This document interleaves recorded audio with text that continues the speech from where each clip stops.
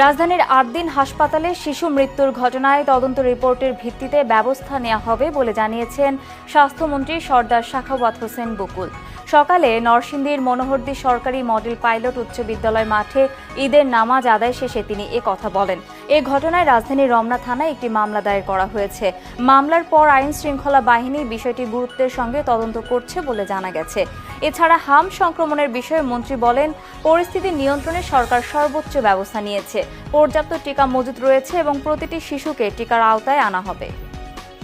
ওখানে আমরা একটা তদন্ত কমিটি গঠন করা হয়েছে আমাদের ডিরেক্টর হসপিটালের নেতৃত্বে।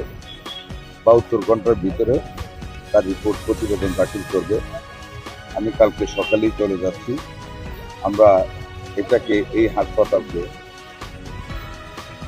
কঠোর আইনের আওতা যা কিছু বিভাগীয়ভাবে সম্ভব তাই আমরা করতে পারি।